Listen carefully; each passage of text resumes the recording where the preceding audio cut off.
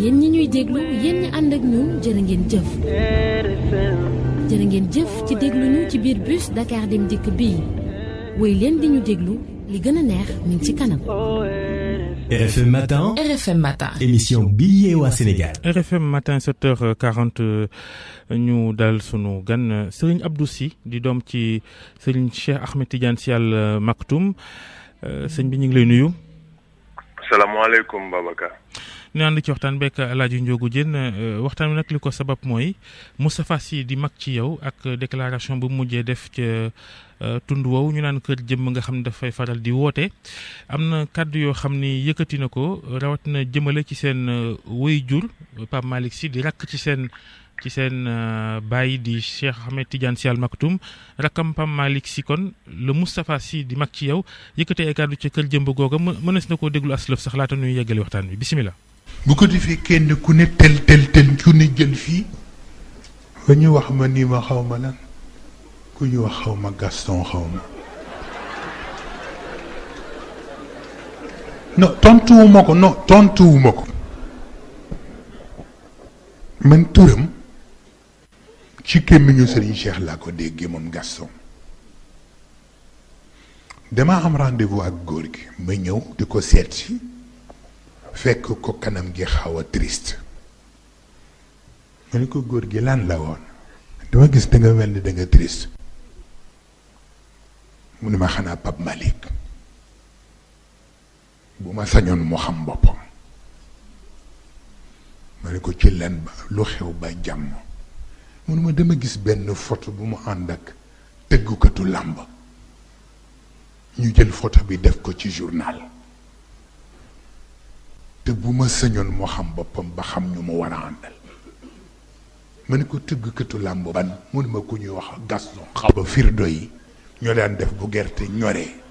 ba ñu fay leen ba noppi ñu tëgg la mbapat maag ñoom Xalifa Mbay ñii ñuy dem di seetaani mbapat yi fa la yem waaw.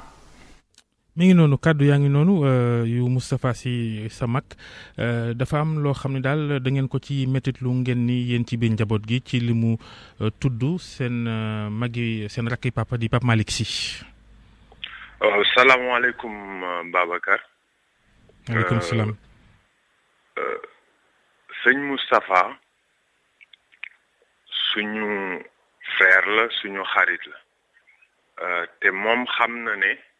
man ci sama wàll ak suñu wàll ñëpp ñi jur Serigne Cheikh jur ñi sant si ak ñi santul si yëpp li ñu yéene suñu bopp la ñu ko yéene waaye nag moom du suñu kilifa du suñu sëriñ ndax baayam la ñu yaakaar ko àdduna yaakaar ko àllaaxira gannaaw yàlla ak yonent bi te toujours papam dafa daan wax ne kilifa yi dañu war a wattu di def trafic d'influence parce que njaboot moom bañ na ko ba ci daayiratul Moustarchidine responsable moral lañ ko tudde te bu dee da nga nekk responsable moral éthique dafay nekk ci centre li ngay jàngale yëpp parce que boo dajalee ay kilifa surtout nga dajal ay xale da nga leen war a yee ci nu ñuy def ba defar seen jikko te dafa am benn mbokku taalibe bu jël contact ak man bërki démb di mettit lu loolu ndax samedi moom bi muy def sortie waxtaanu kër jëmb sëñ Cheikh moo ko daan def daaw sëñ Habib rakkam moo ko def ren moom mu def du lu bees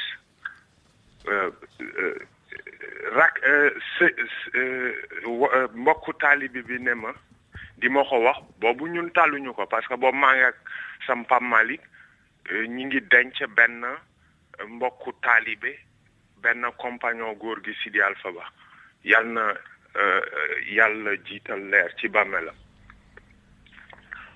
mu wax ma ne ma est-ce que dégg nga déclaration bi sëñ Moustapha def ci kër jëmb tudd ci sa Pape Malick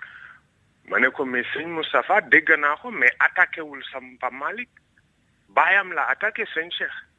parce que nit bu fekkee ne da nga ñëw ku mel ni sëñ Cheikh def ci gémmiñam loo xam ni nekkul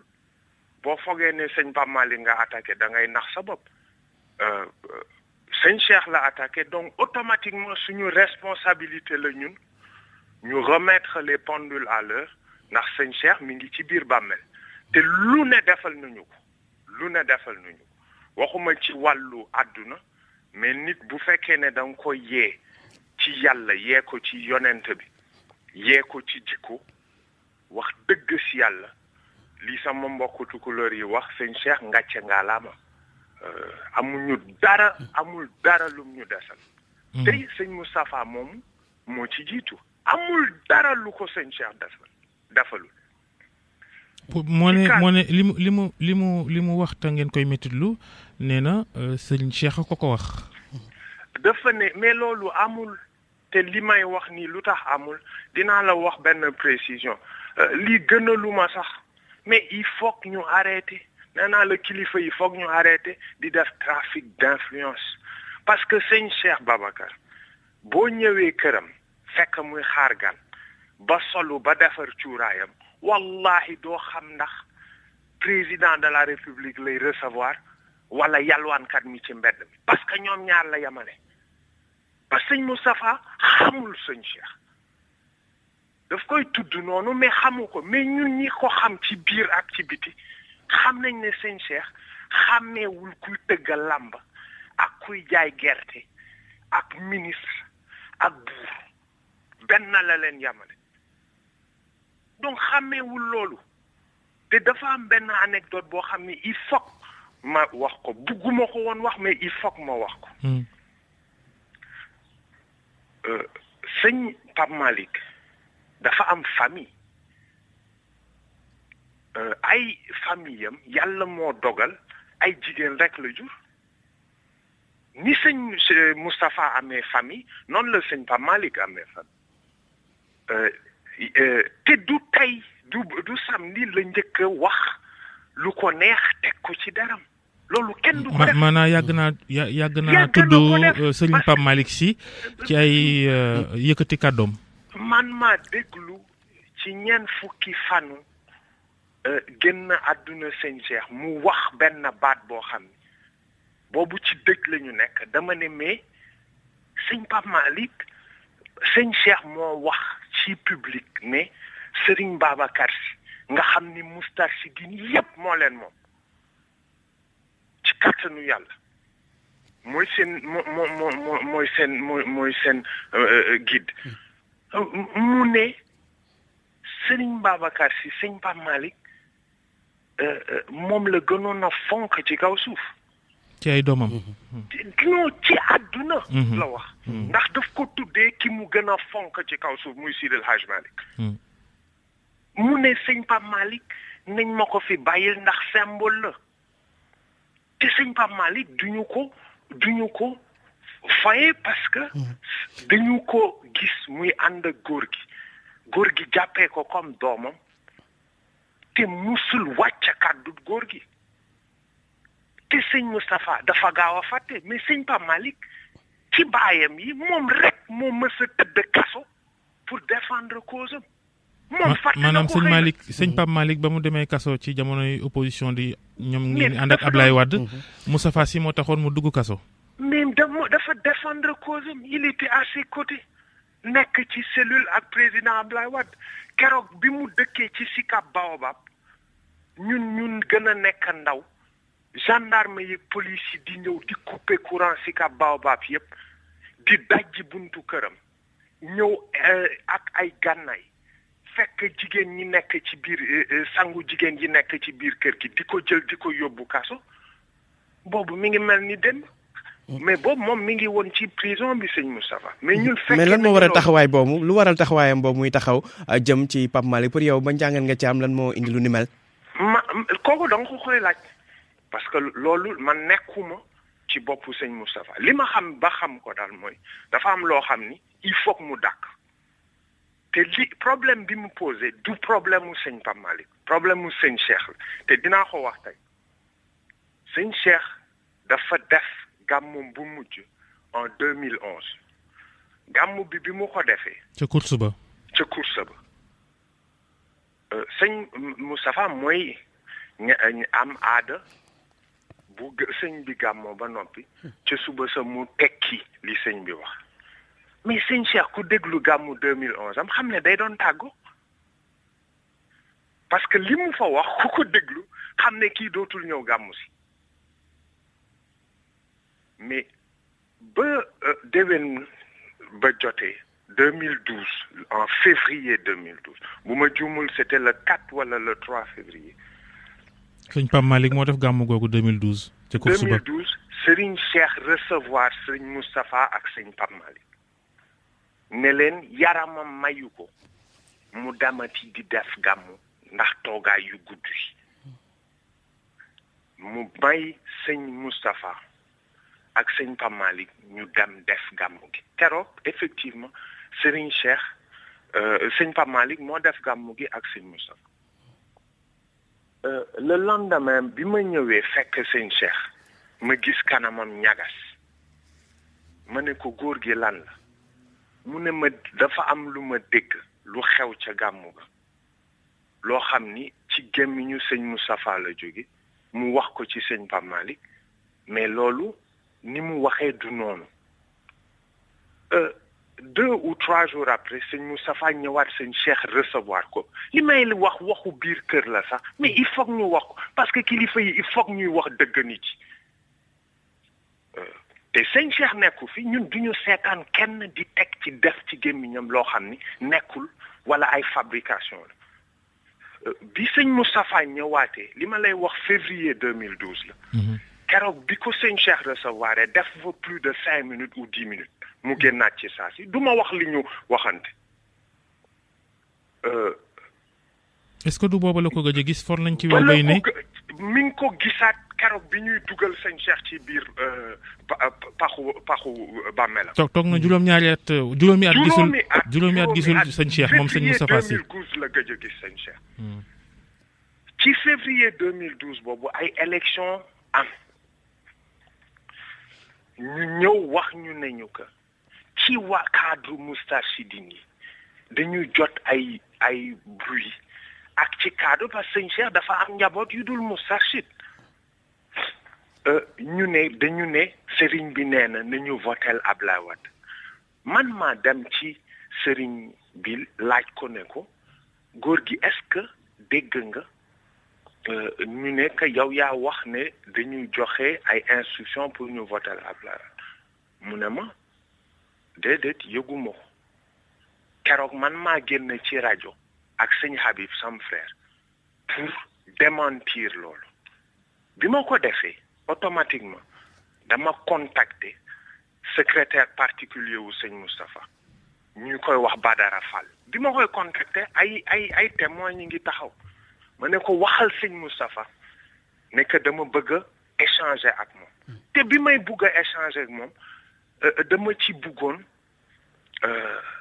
am loo xam ni lu ma dox la rek lu rafet parce que sëñ Cheikh xam naa ni muy réagir mooy xamul doom xamul soxna xamul leneen moom xama lan la xam yàlla yonent bi ak sëñ Babacar Si faalewul leneen respecté na ñëpp nag mais xam nañ ne Tivaouane jamono ji li ñuy wax mooy unité mbooloo bi yëpp njaboot gi yëpp daal di nekk benn njabootu si bi yëpp nekk benn booloo tey jii lu mel nii buñ ko déggee est-ce que loolu dina gàllankoor booloo bi nga xam te ne moom lañ bëgg ci njaboot gi parce que dafa mel ni ay féewaloo jëppante na. mais booloo nee nañu wax seet bul xool ki réagir xoolal ki agir parce que wax bi mu wax. te wax bi jiitalu ci rek sëñ Pape Malick ki mu ci njëkk a jiital mooy sëñ Abdou yal na yàlla lokk leeram sëñ Abdou la njëkk a jiital parce que sëñ Abdou la njëkk a def Abdoul Aziz Sy Al Amine moom la wax ne moom moo ko wax lii moom moo ko wax lii te ci ñun ñu seede ne toog nañu 3 mois sëñ Abdou ñu war a def réunion de famille sëñ Abdou di ko woolu moom ñëwul donc mu wax ne sëñ Abdou te yow xam nga tempérament Sampa Abdou bu nekkoon ci kaw suuf wax jël na micro ba démentir ko moom du ci xaar kenn mais sëñ li ma wax mooy que li mu génnee ci baatu ne gémmiñu sëñ Cheikh la génn mais amul te kilifa yi dama wax ne dañu war a éviter di def parce que di def trafic d'influence parce que unité Tiwaawan du dara lu dul jàngale yàlla ak jàngale li mission sidna Muhammad sallallahu alayhi wa sallam te yonent bi benn yëf lañ koy doye mooy mu defaral ñu suñu jikko looloo tax yàlla indi ko fi te dama lay wax ni que wolof moo ne bët bu rusul toj te tooñ baaxul ma fàttali ne sunu gan mooy sëñ Abdou Sy di doom ci sëñ Cheikh Ahmed Tidiane Sy Al Maktoum di rakk ci sëñ Moustapha Sy mi nga xam ni daa yëkkati kàddu jëmale ci seen baay Pape Malick Sy moom ngeen ni naqarlu waaye lii ñu dégg yëpp finalement bu ñu déggee te ni sëñ Cheikh moom a wax xëy na faaw ñu def ci taxaw seetlu kon. non li ma waxati mooy que ñun ñëpp dañu taxaw pour benn yëf mooy que man duma sëriñ. man Abdou Sy laa tudd du ma sëriñ benn ambition laa am ci àdduna mooy nekk taalibe sëñ Cheikh Ahmed Tidiane du ma sëriñ parce que damay liggéey te booy liggéey yàlla di la teg coono man gëm naa Babacar wilaya gëm naa itam àlluwa mais gëwma ab sëriñ damay dem di liggéey di daan sama doole man suñu baay daf ñu yar ci bu leen yaakaar addiya nit ndax moom addunaam yëpp dafa jël alalam jox ko ay néew gi doole mais xaarul addiya nit parce que booy xaar addiya nit dañuy tax nga leen di wax lu neex